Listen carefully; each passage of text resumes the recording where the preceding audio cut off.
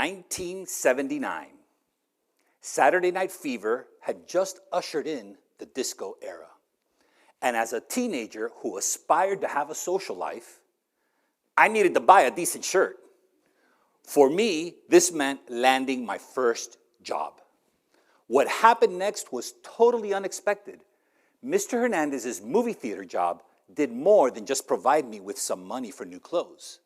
It unlocked the secret for crazy career success. What was that secret? Mr. Hernandez taught me the importance of picking up the popcorn. Yes, popcorn has taken me on a crazy journey, but it all started in Miami, Florida, where I grew up, the son of Cuban immigrants.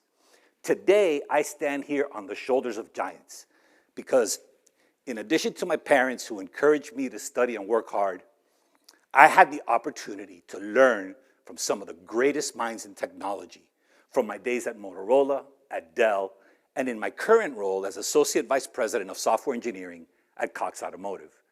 And while I've certainly benefited from the many lessons that great leaders have taught me along the way, the single most important lesson that I ever learned, I learned from my first boss, Mr. Santiago Hernandez. Mr. Hernandez was my dad's cousin, and in the 1970s, he owned a small movie theater in Miami called Astor Cinema. Typically, he played second-run movies with Spanish subtitles, catering to a very niche market. That is until he purchased the rights to show Saturday Night Fever. That movie was a huge commercial success, grossing $16 million in the first 3 weeks alone.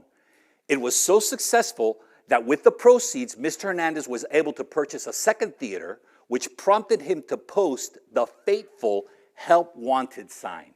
Because at that very moment, I was on a mission to buy myself a decent shirt. So when I saw that sign, I asked my dad to put in the good word, and the next thing I knew, I was walking into my first ever job interview.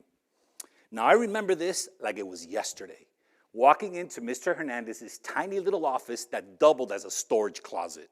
There were posters and cans of film and just stuff everywhere. And there was Mr. Hernandez sitting behind his desk when all of a sudden he looks at me straight in my eyes and he says, "Fernando, I don't need you for this job." What? I was shocked. What is this guy talking about? And confusing because, by the way, I could have sworn I saw a "Help Wanted" sign as I was walking in here. And by the way, we're family and I'm awesome, so what are you talking about?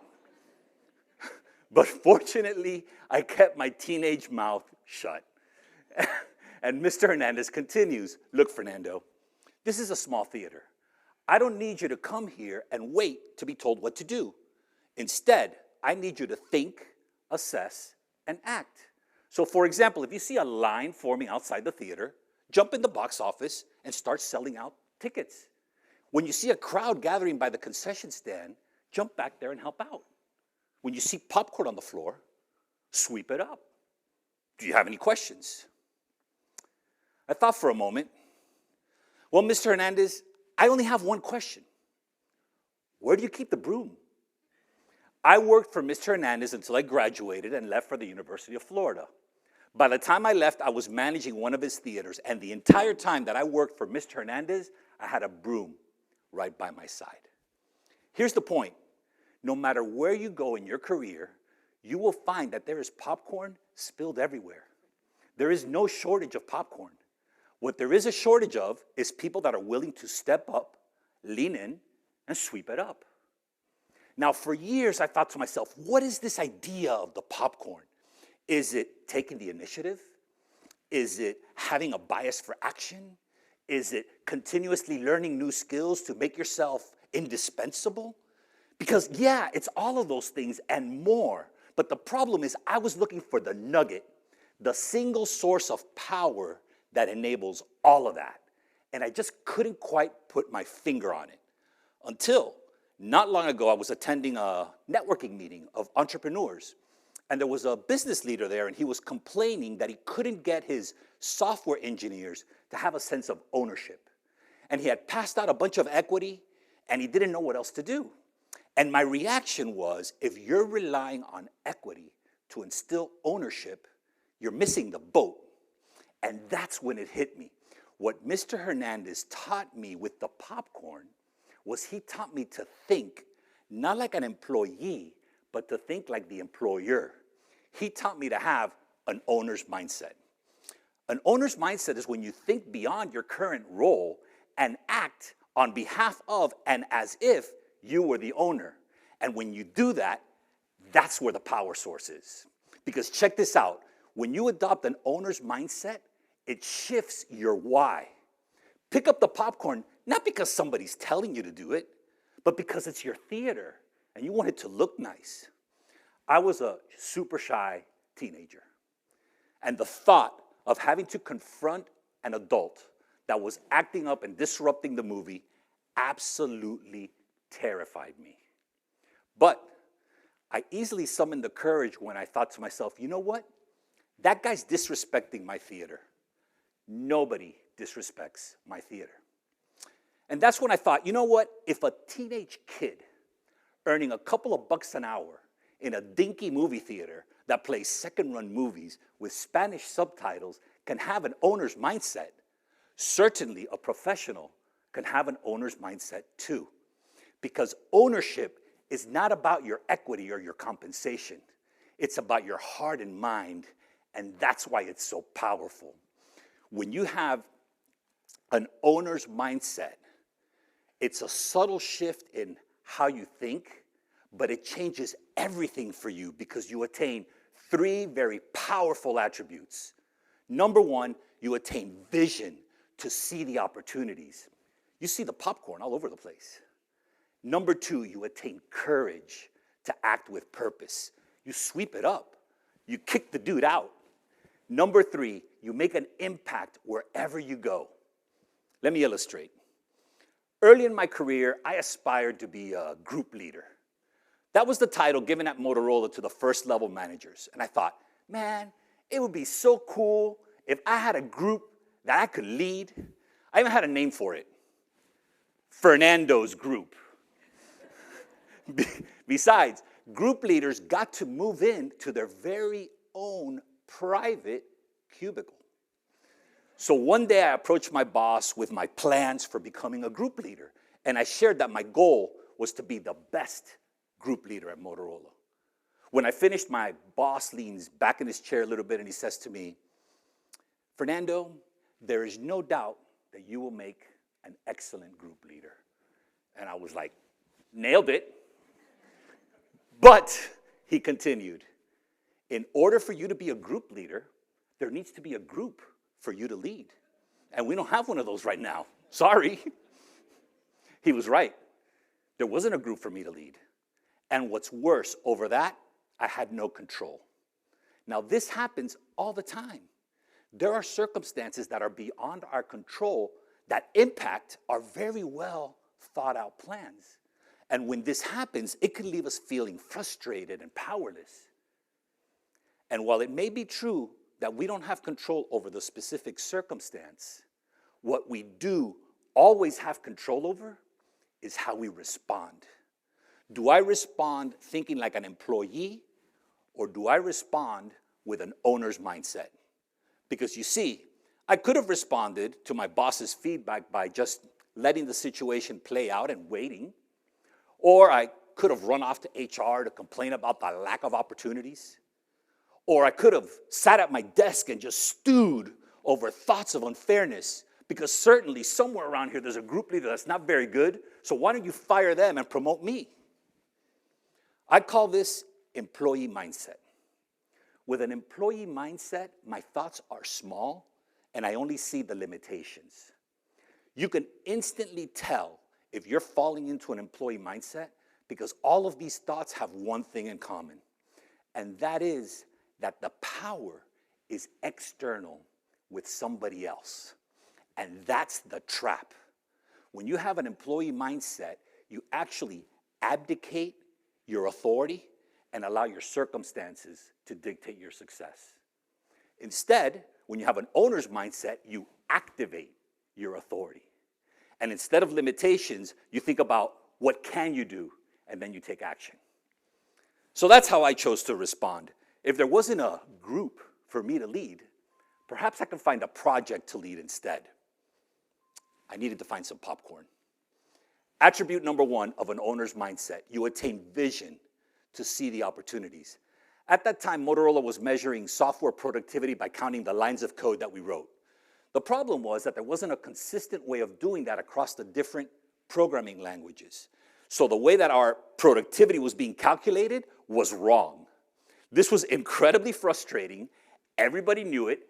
Everybody complained about it, but nobody was doing anything about it. Wouldn't it be cool if I fixed this problem? I had just found some popcorn. Now it was time to take action. Attribute number 2 of an owner's mindset is you attain courage to act with purpose. I didn't know how to fix this by myself, so I sought the help of another engineer. But the caveat was that under no circumstances could we allow our pet project to get in the way of any of our commitments. We had to work on it entirely on our own time. He agreed, and we set off to create this common line counting tool. Attribute number 3 of an owner's mindset is you make an impact wherever you go. Our tool was so successful that it became the standard tool used across the whole company. This created more opportunities for both of us. For my friend, he became known as the expert in data and analytics. And for me, well, I got to move into my very own private cubicle. This was the first time that I realized the significance of what Mr. Hernandez had taught me. And I've maintained an owner mindset ever since. Since my group leader days at Motorola, I've gone on to lead hundreds of engineers worldwide. I had the opportunity to live abroad as an expatriate while I built a design center in Asia. My teams today are responsible for creating products that generate billions of dollars in revenue to my businesses. I can honestly say to you that I've made a career out of picking up the popcorn. But what's more exciting than all of that is that now, so can you. My crazy popcorn story started in Miami. And while I was busy sweeping it up at the movie theater, there was another kid growing up in Miami. This one, the adopted son of a Cuban immigrant who was about to start a crazy journey of his own. He attended Miami Palmetto Senior High School, participated in the Student Science and Technology program at the University of Florida, went on to graduate from Princeton with a degree in engineering, and after working stints at a fintech startup in banking and for a hedge fund, this guy decided to break out on his own because he had the crazy idea to take out Barnes & Noble by starting a bookstore entirely online. I'm referring to Jeff Bezos. And on July 5th, 1994, Jeff Bezos founded Amazon. Now, all of you know the rest of that story. Today, Amazon is the 5th most valuable company on earth. How important is an owner's mindset to Jeff Bezos? Well, judging from Amazon's leadership principles, vary. You see, every employee at Amazon operates under a set of 14 leadership principles. And principle number 2, right behind customer obsession, is ownership. Here's how they put it. Leaders are owners. They think long-term. They act on behalf of the entire company, not just their own teams. And they never say, that's not my job. Now look, whether or not a job at Amazon is in your future is not the point. The point is that by adopting an owner's mindset, you activate your authority and you set yourself up for your own crazy success. And this is profound, and here's why. You are uniquely and wonderfully made. You are equipped with genius and beauty and creativity and power. And all you need to do to unleash all of that is to step into your rightful place as owner by adopting an owner's mindset. And here's how you do that. No matter your situation or circumstance, pause, assess, and choose to respond by thinking about what you can do. Because you can always do something. And when you think like that, you're in control. And that's when your magic happens.